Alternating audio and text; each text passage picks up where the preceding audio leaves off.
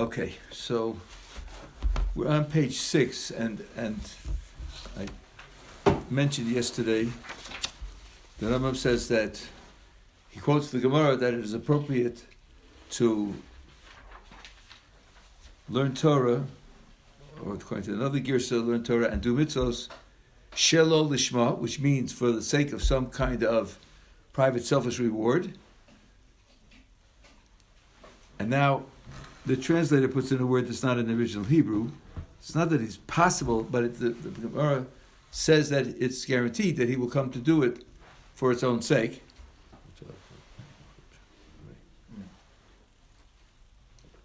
As we have defined it. And I asked two questions. Number one, seems to be there are all sorts of counterexamples to that. People who, let's say, teach certain parts of Torah for a living, and they are not committed, and they don't perform any commandments, and they live and die that way.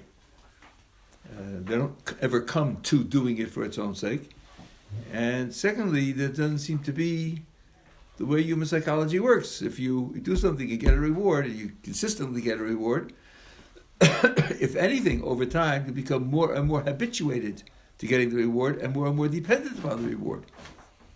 This doesn't seem natural to assume that you come to outgrow the need for the reward. So,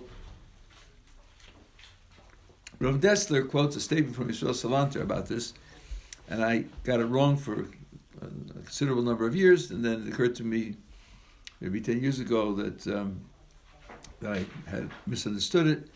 So I'm not going to take you through all of that, but I will tell you the way I think it should be understood.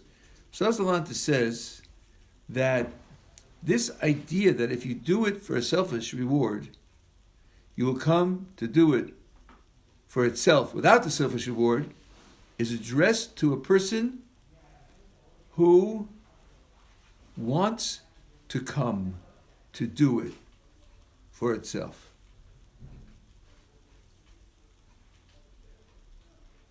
And since he wants to come to do it for itself, and he knows he's not yet consistently doing it, he invents for himself a selfish reward so as to add to his motivation, so as to make it possible to be more consistent in his performance. So I'll give you an example. The minyan's at 7:30. In order to get there on time, you have to wake up at 7 o'clock. But your alarm has a snooze button. So the alarm goes off, and you say, where's the button? Bang! It goes off at 7:15, bang! It goes at 7:30, bang! You get out of bed at 8:30, you go to breakfast. Or daven quickly in your room until it's 8:45, you go to breakfast. So you think, this is not right. I really should be there for the minyan. So here's what I'm going to do. I'm going to tell Ruvain that let's study for 10 minutes before the minyan. 7:20 to 7:30. Okay, so now the alarm goes off at 10 to 7. Not 7, but 10 to 7. Where's the snooze button? Wait a minute. Ruvain's getting up. He's going to be there. He's going to be waiting for me. I can't do this. So I drag myself out of bed, gritting my teeth, thinking, why did I make this crazy deal? Why did I do that? And I show up there at 7:20 to learn with Ruvain and make the minyan at 7:30. Now, here's time for the trick question. Think carefully. Why am I getting out of bed? It's good that you hesitate, because I called it a trick question. Why am I getting out of bed? If you say the reason I'm getting out of bed is in order to avoid the embarrassment of seeing Ruvain later and saying, I was there at 7:20, where were you? If you say that that's the reason why I'm getting out of bed, that's wrong. That's not a correct description. Let's go back through the scenario again. I wanted 6 years ago to go to the minyan. That's why I'm frustrated. Because I'm not getting to the minyan that I know that I ought to be at. That's why I invented the meeting with Ruvain so as to enable me to get to the minyan. So if I get up now, when I have the alarm goes off at 10 to 7, I go to meet Ruvain, The reason I'm getting up is double. There are two things pushing me to get out of bed. There's the original commitment to get out of bed, which I wanted to do all the time, which was my motivation for setting up the meeting with Ruvain also. And the anticipated embarrassment of seeing Ruvain when I don't show up. It's the two of them together that get me out of bed. So Salanta, that's the kind of person for whom this promise is being given. Which means that the initial motivation was to do it lishma. It just wasn't strong enough to get him out of bed. And that's the motivation for putting in the shalom lishma. Under those conditions, that's what the Gemara guarantee. It gives you a guarantee that you'll get to do it lishma. That does not apply to the professors of Talmud at the university who aren't. And by the way, their grasp of Talmud is terribly deficient. I want to just use the word professor as if it were an honorific term and give them credit. So therefore they are not a counterexample because they don't want to do it lishma. They don't have that as part of their aspiration.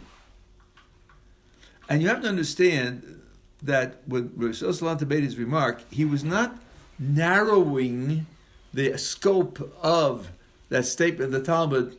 Well, I'm only talking about people who want to do it l'shma, you see, and maybe that's 1/10 of 1% of the population. No, this statement is in the Talmud. Who's reading the Talmud? Who's studying the Talmud? These are people who believe in the Torah, who believe in the Kodesh Baruch Hu, who believe that the Torah comes from Min HaShamayim. So of course they want to do it l'shma. Knowing that means automatically you will have some motivation to do it l'shma.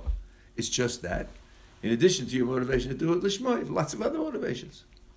Laziness or other things that distract you. So you add in the meeting with Ruvain in order to strengthen the motivations on the side of doing what you want to do, and that helps you overcome the temptations. For such a person, the Gemara promises that he will come to do it l'shma. Mary, you have a question? Yeah. So for those people that are in that frame that are sort of waiting for reward, there's an expectation that it's been also that comes together with the idea of the reward. So in the moment of the expectation, they just really want to do it for lishma, so they wouldn't really care about if it happens what the promise offers, or like. I'm not quite sure I'm understanding. You let me say over what you're asking me. Let's see if I understand you correctly. We're talking about a two-stage process. Yeah. The first stage is where, in addition to wanting to do it lishma, he also wants to do it to avoid the embarrassment with Ruvain. Right? Yeah. He wants that. And he expects it. If he shows up, he's not going to be embarrassed. And he's right about that. So he definitely wants that reward, and he's doing it for the sake of that reward, and he's happy when he gets the reward because he got what he planned. Right. That's the shalom lishma in it. Right? Now, when he graduates, he gets to the point, I'm quoting the words of Rambam in Hilchos Shuvah now, where he says he does it not for the sake of any reward. That's not his motivation, but sofa tova lavo. Of course, he expects that it will come because the Kodesh Baruch Hu promised it. Mm-hmm. But he's not doing it for that. That's not what's motivating him to do it. Does that answer your question? Yes, but I like my only thing is the expectation that. Well, the expectation comes from the promise. Right. It's sort of like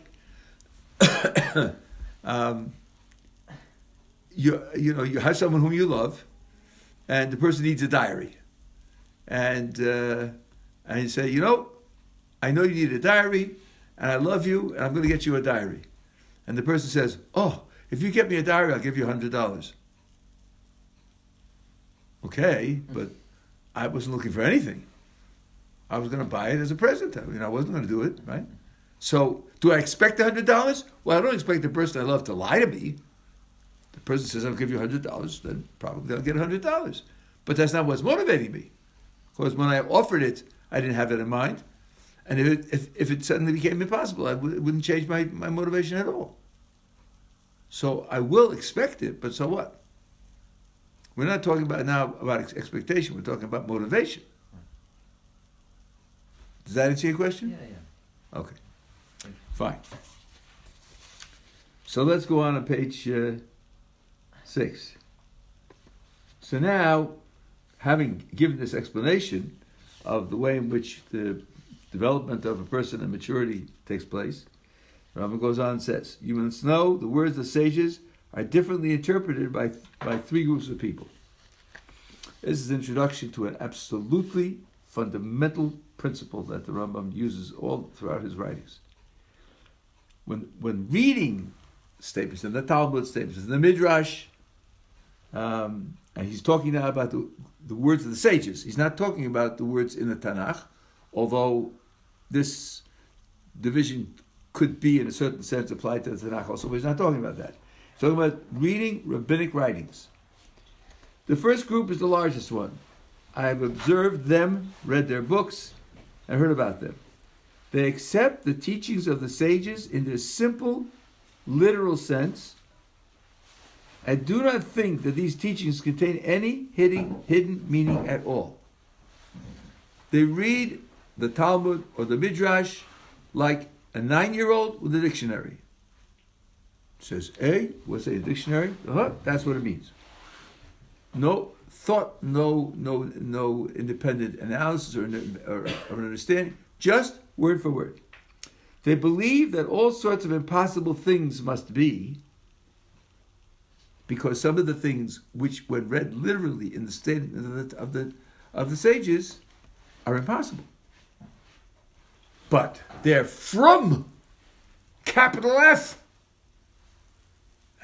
You wouldn't doubt anything that's written in the books of the sages. Let me give you an example of what I mean. I'm going to take this from a verse, but this is, I think, the simplest example. I think it was Sadi Gaon's example. It says that Adam called the name of his wife Chava, Ki hi aisa eim kol chai, because she was the mother of all living things. Eim kol chai, the mother of all living things. How about squirrels? Is the Torah telling me that Chava was the mother of the squirrels? I don't think so. What do you mean? It's in the Holy Book. And the Holy Book says, don't doubt the Holy Book. You don't understand? It sounds strange to you? Who says it has to make sense to you? This is transcendent. This is godly. No, actually not. It doesn't mean she was the mother of the squirrels. Okay.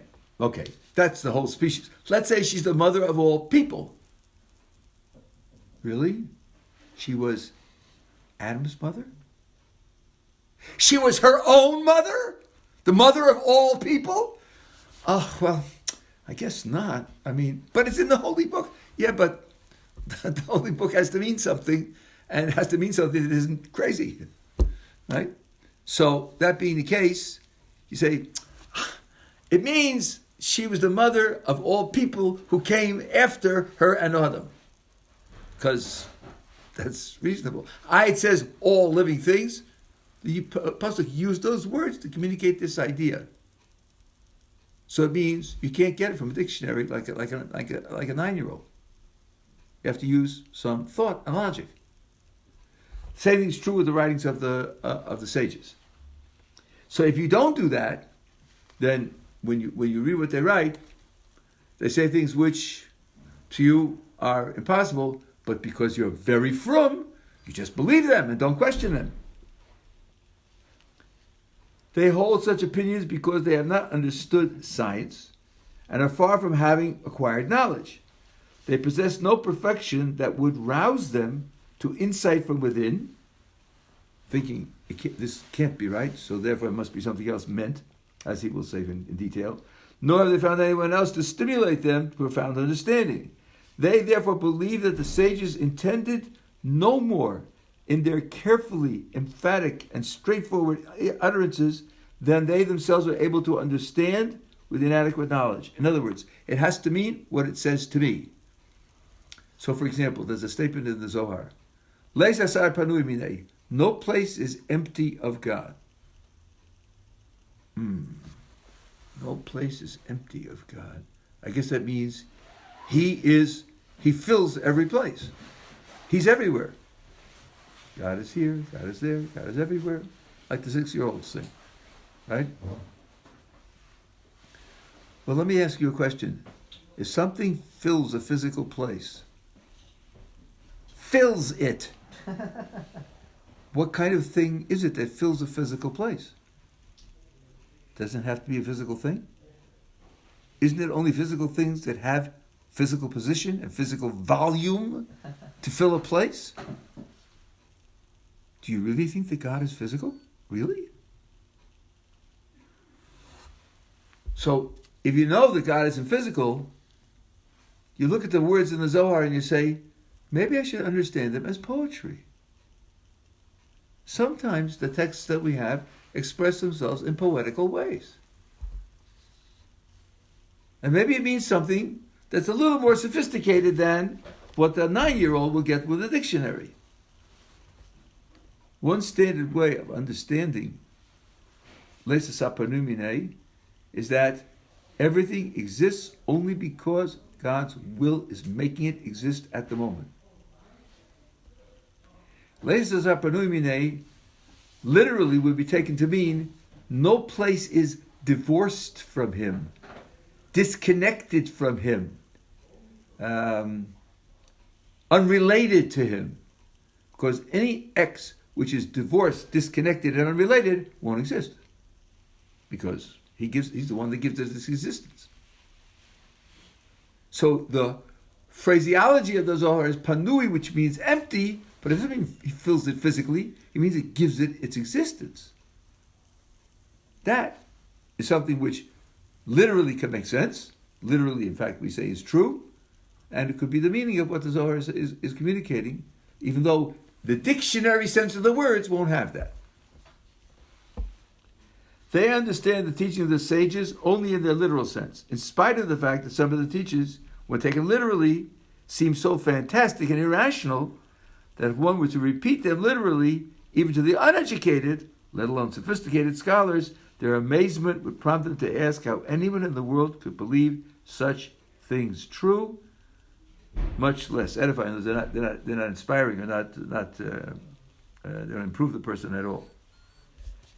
So this is the first group, and of course they are vastly at fault, as the Rambam is going to explain now in detail. The members of this group are poor in knowledge. One can only regret their folly. Their very effort to honor and exalt the sages, it's not. Exalt the sages in accordance with their own meager understanding actually humiliates them. They think of themselves as very frum, and they're proud of the fact that they can believe things that are really impossible. Like the Red Queen said to Alice, "Oh, impossible things? I believe 5 red things every morning before breakfast. Not a difficulty. So what if it's impossible?" So we laugh at her, because the author meant us to laugh at her. They think they're honoring the sages by believing these impossible things. It really humiliates them. As God lives, this group destroys the glory of the Torah of God. They say the opposite of what it intended. For He, the Creator, said in His perfect Torah, this nation is a wise and understanding people. This statement in the book of Deuteronomy is a quote of what others who come to see our Torah will say about us. They will say that this is a wise and understanding people. If we present the statements of the Torah as things which are obviously impossible and ridiculous, the onlooker is not going to say we're wise and understanding. This group expounds the laws and the teachings of our sages in such a way that when the other peoples hear them, they say this little people is foolish and ignoble. The worst offenders are preachers. Oh, sorry. I usually forget to kill it. Okay. Okay.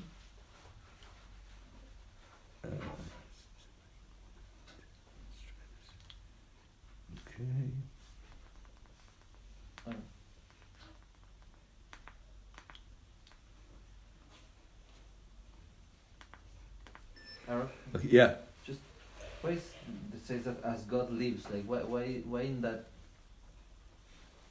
It's telling us something about this certain group, and then it says as God lives. It's like saying emphatically, you know, as true as the fact that God lives, so it's true that they are doing something terrible. And remember, this was written in Arabic. Right. So, you know, you got a question? No, okay. So now, he says, the worst offenders are preachers, who preach and expound to the masses what they themselves do not understand. Would that they would keep silent about what they do not know, as it is written, a verse from the book of Job. If only they would be utterly silent, it would be accounted to them as wisdom. For these people, when they're quiet, that will be their wisdom. Because if they open their mouths, then they convict themselves of being uneducated. Or they might say, and here's a key thing, you read something in a book, and it sounds to you impossible to understand, and completely absurd. Instead of saying, but I'm from and I believe it anyway, even though it's absurd, they should say, we do not understand what our sages intended in this statement. We do not know how to explain it. First of all, that would be humility. And second of all, it would be much more correct. But they believe they do understand, and they vigorously expound to the people what they think, rather than what the sages really said. They therefore give lectures to people on Tractate Brachos, and on this present chapter, and other texts, expounding them word for word, according to their literal meaning. Now, we saw this a little bit when we looked at the Mishnah at the beginning of this section. The Mishnah starts, all Israel has a share in the world to come, and the next words are, these don't have a share in the world to come. Well, you know, if you're awake after the third coffee, you say, that's a contradiction, isn't it? All Israel has a share, and these don't have a share. So, what's going on? You imagine a person saying, what's your problem, Rabbi? We all have and these don't. That's what it says. What's bothering you? Man, what's bothering me? Because, if these don't, then it's not true that all have. That's what's bothering me. That doesn't bother you? It's in the Holy Book, Rabbi. Just read it and accept it. No, sorry. That's not what's meant to be done. What's meant to be done is see that it's a contradiction and realize that something else is meant. But they don't do that. Okay, that's a pretty strong condemnation of this group of people, right? So, now comes a bit of a surprise. The second group, this is the second group of people in their relationship to the rabbinic texts, is also a numerous one. It too consists of a person who, having read or heard the words of the sages, understand them according to their simple literal sense. So they're like the first group. And believe that the sages understand them according to their simple literal sense. And believe that the sages intended nothing else than what can be learned from the literal interpretation. So that's why they agree with the first group. Inevitably, they ultimately declare the sages to be fools, hold them up to contempt, and slander what does not deserve to be slandered. They say, like the first group, that they mean what they say, and then they say, look how foolish it is. Instead of the first group who said, we're from and we accept it, and we believe it because these sages are godly, and they're the ones who preserve the tradition, they say, no, this is what they meant, and it's so foolish and silly and absurd that the sages, the so-called sages themselves, are foolish. They imagine that their own intelligence is of a higher order than that of the sages. The sages were simpletons who suffered from inferior intelligence. The members of this group are so pretentiously stupid that they can never attain genuine wisdom.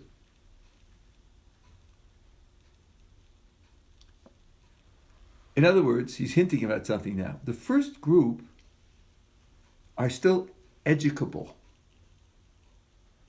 because they honor the sages. They just have mistaken thought that the sages mean what they interpret them to mean. If you could take them through the words of the sages and show them that they don't mean what they think they mean, you could then change their mind, their opinion.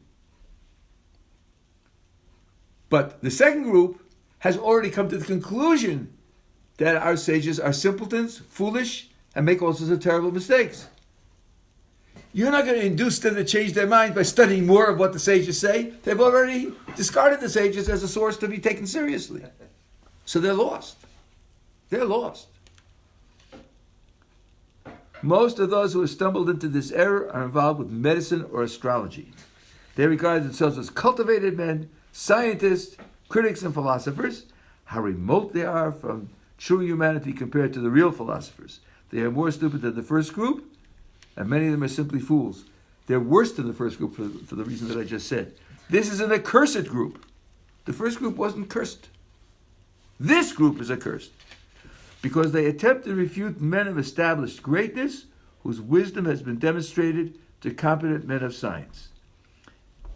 So you have to understand that the statement of the sages in many areas have been verified, and they have attracted the attention of others who recognize their intelligence and their superiority. If those fools had worked at science hard enough to know how to write accurately about theology and similar subjects, both for the masses and the educated, and if they understood the relevance of philosophy, then they would be in a position to understand whether the sages were in fact wise or not. And the real meaning of the teachings would be clear to them. But they aren't that way. And there's another way to put the Rambam's point here, which I think is relevant to put on the table. These critics and the particular statements that the first two groups are confronting, and the Rambam is criticizing their analysis of them, are statements about the nature of the world and the nature of the soul and the nature of God and the relationship to the world and things like that. What about their legal writings? The vast majority of what these sages produced is legal writings. Suppose you study those. Suppose you find a commitment to precision, a commitment to logic, a commitment to consistency, a willingness to change their minds. Suppose they pronounce a legal doctrine and it seems strange to you, but when you go through their own discussion of it, you find that it has a very good justification. Wouldn't that be enough to convince you that they're very smart? That they're very precise? That the level of argumentation is very high? Shouldn't that disturb you that these people who have demonstrated their intelligence in an area that you yourself can evaluate and can see will then make statements which seem to you to be absurd, childish, simplistic, and wrong? Shouldn't it bother you that the same person who's demonstrated intelligence says these things? Shouldn't that lead you to at least think, maybe I don't understand what he's saying in those other statements? I think it should, if you are open-minded and you're interested in understanding these people. You know, if you hear Einstein saying something, and to you it sounds very peculiar, but you know that he's an established genius, wouldn't you think, maybe I don't understand what he's saying? What time is it? Well, it depends on where you are. What? Depends upon where I am, what time it is? Oh, he means time zones. No, doesn't mean that. It means relative state of motion. If you're moving relative to him, you don't have the same time. Why not? We both have watches. Just look at the watch and, yell to him as he goes by. It's 6 o'clock. Why would the fact that he's moving have anything to do with it? And guess what? How big things are depend upon relative motion. Come on, Rabbi, I have a ruler and he has a ruler. You measure it, you'll see it's the same thing. No, won't be the same. Does that sound reasonable? How could he be such a genius to say those things? Well, there are two choices here. Either he's a genius and it means something that I don't understand, Or I understand it perfectly well, and he's a dope. What am I going to choose, do you think? I'm not going to say that I don't understand. I'm going to say he's a dope. But then I'm the dope. Because Einstein is Einstein. So, what the Rambam is saying here about the fact that even in the areas of science and the areas of theology, the sages have won the admiration of others who've evaluated what they said. But in the areas of law, which is the vast majority of their output, you could have taken a look, and you could have tried to understand and see whether the evaluation of them as foolish stands up to the test. And since it doesn't, that could have created a certain doubt in your mind that maybe you don't understand what they're saying. That's just an extension of the critique of the second group. Yeah.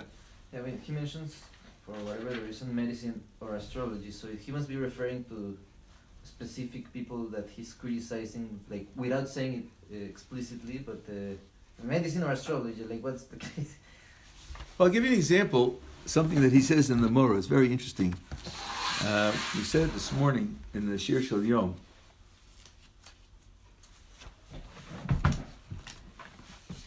He said these people are obviously Jewish, and they took a quotation from today's Shir Shel Yom, and they used it to make fun of our beliefs about HaKadosh Baruch Hu. In this article, it's 167. Today's Wednesday, for those who are watching the video. It says, 167, like 5 lines down. Understand, you boors among the people, and you fools, when will you gain wisdom? This is King David talking. If you aren't impressed by the Talmud of the Midrash, what about King David? Doesn't impress you either? He who implants the ear, shall he not hear? He who fashions the eye, shall he not see? He who chastises nations, shall he not rebuke? This is against those who say, we do what we do and God doesn't know. So these people, and Rambam calls them doctors, said, don't these verses imply that God is physical? He who implants the ear, shall he not hear? Well, he's going to hear with an ear, right? He who implants the eye, shall he not see? He's going to see with eyes. So doesn't this imply that God has ears and eyes? And therefore he must be physical? And you, Maimonides, tell me that God is not physical. King David is contradicting you on the page. Maimonides' answer is this. Imagine someone who creates for a human being an eye so that he can pick up information about the world. Doesn't the creator who creates the eye to pick up information know about visual information?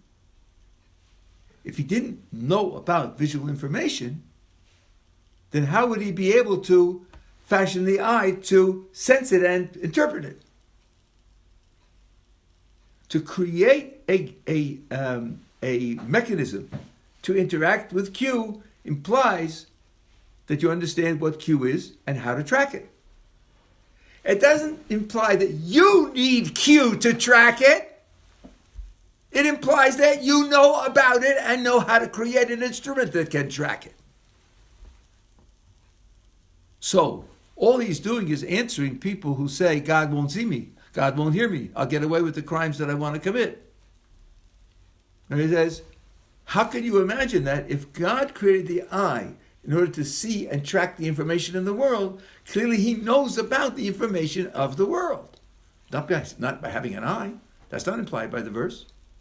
It doesn't say he sees with an eye or hears with an ear. And the logic of it is not that if someone creates an eye, he too must have an eye. It's sort of like creating a Geiger counter to track radiation, so he must feel radiation in his hand. No, he knows what radiation is, and he knows how to create a kli an instrument that tracks the radiation. So he must know what radiation is, but not because he himself is a Geiger counter. So here's the kind of thing that a doctor will ask, right? A clever doctor will ask.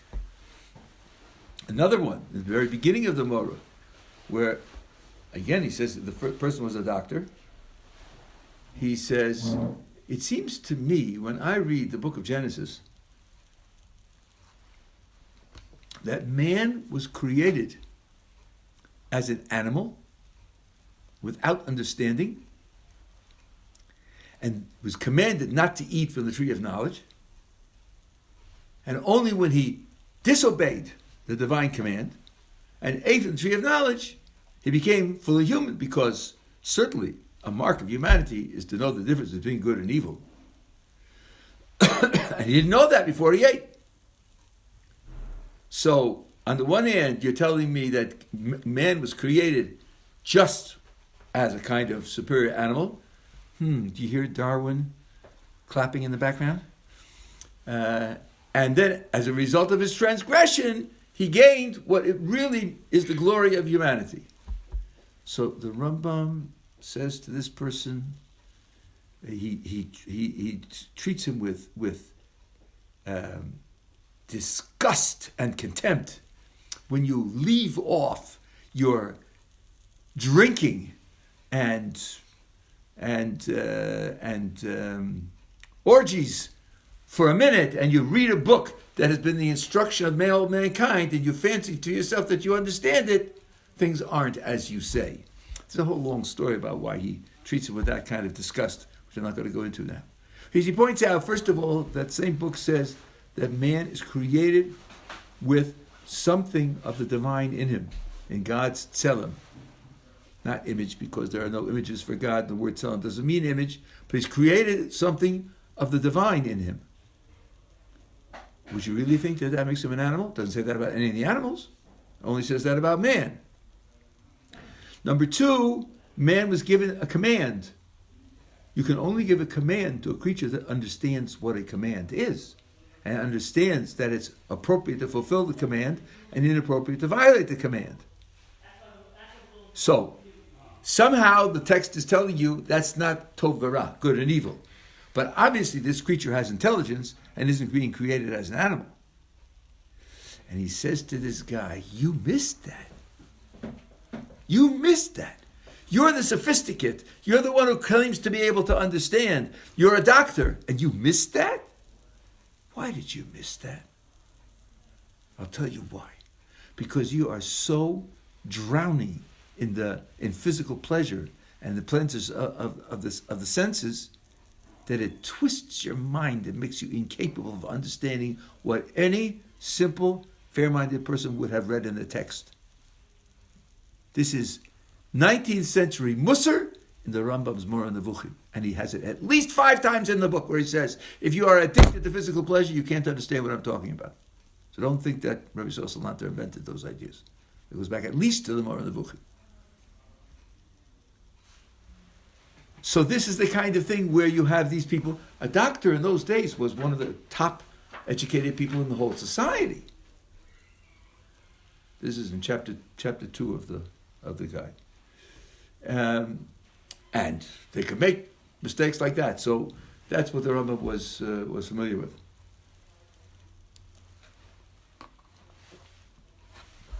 Okay. So there's a third group. Its members are so few in number that it is hardly appropriate to call them a group. I think he's mistranslated this here. In the sense in which one speaks of a son as a group, of which it only has one member. When you talk about a group, usually a group is a way of associating a number of things together with one another. There's the class of the pupils, or it's the group of the colors, or the group of shapes, or the group of coins in your currency, and so forth and so on. But if somebody said, I have a group. Oh yeah? What's in the group? The sun and only the sun. Someone would say, well, why do you call it a group? I mean, just talk about the sun. The group whose only member is the sun? Like, That seems silly to do that. So he says, I'm talking about a group of people, but there's so few people in the group, it's sort of funny to call them a group. Because, so just as funny as it would be, not the except in the English here, just as funny as it would be to say that I have a group whose only member is the son. And someone would ask, why do you call it a group? This group is so small that also you could... Now, how are they different from the previous two? This group consists of men to whom the greatness of our sages is clear. They recognize the superiority of their intelligence from their words, which point to exceedingly profound truths. So they have already come to the conclusion that the authors of these words are very intelligent. I'm telling you that you could have done that from the legal works. He probably means from at least some of the things they say about the world, and about philosophy, and about God. Even though this third group is few and scattered, their books teach the perfection which was achieved by the authors and the high level of truth that they had attained. So these people, like the first group, respect and revere the Talmudic sages. But unlike the second group, they accord them high intelligence and understanding. The members of this group understand that the sages knew as clearly as we do the difference between impossibility and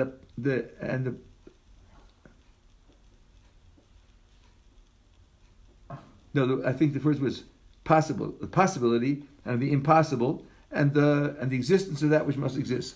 They knew how to distinguish between what's possible and impossible, and they knew that certain things are necessarily part of the way the world works. They knew that.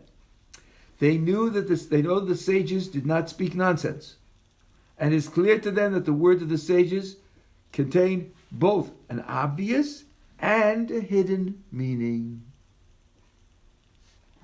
Thus, whenever the sages spoke of things that seem impossible, they were employing the style of riddle and parable, which is the method of the truly great thinkers.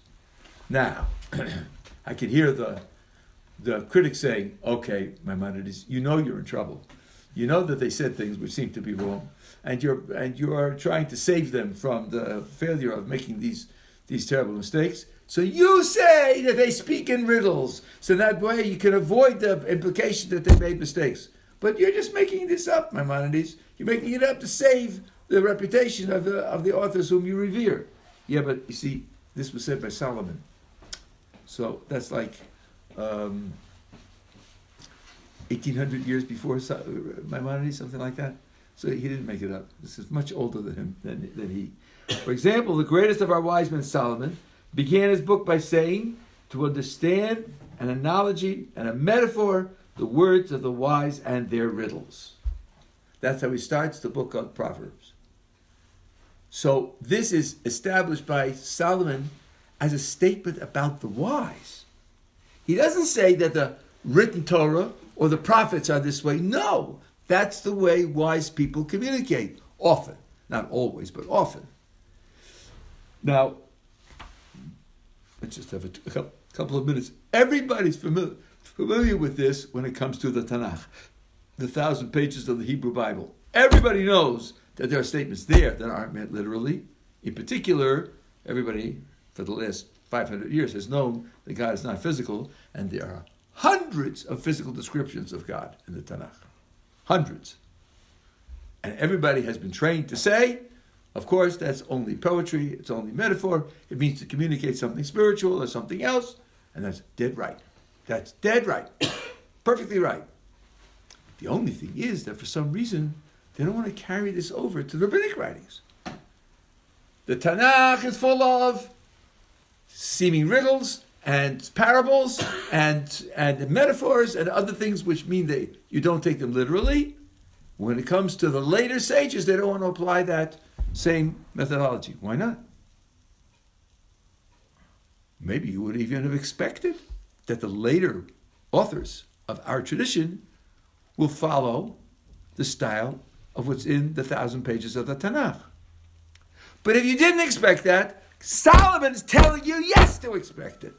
Solomon is telling you the wise do express themselves in riddles and parables. Not always, but often enough. Once you have that piece of information in hand, of course, when you see something in the writings of the sages which seems to be impossible, the first thing you say is, maybe this is a parable. Maybe this is a metaphor. Maybe this is meant as a riddle. So what Maimonides is suggesting for the name of this third group is absolutely part of the tradition. So that's the group, of course, that he wants to promote. And he's now going to give an extended example of how you take a statement of the sages, which seems to be very difficult to understand, and show what kind of meaning that it has. That's right. So largely, one of the keys here is that you don't take things out of context. Everybody's trained to say that, it's a knee-jerk thing. Take things out of context, but that's always what's done here. And this is a terrible. What can I say? People take 2 sentences out of the Torah, which has 300,000 words, and they say, "See, what do you make of this?" How about reading the rest of the book? Oh, come on, Rabbi, I'm not going to read the book. You're kidding. It's a long book. It's not an easy book. Yeah, it's a long book. It's not an easy book. So you're not going to read it? Well, then you're taking it out of context, aren't you? Don't you know not to do that? Weren't you trained not to do that?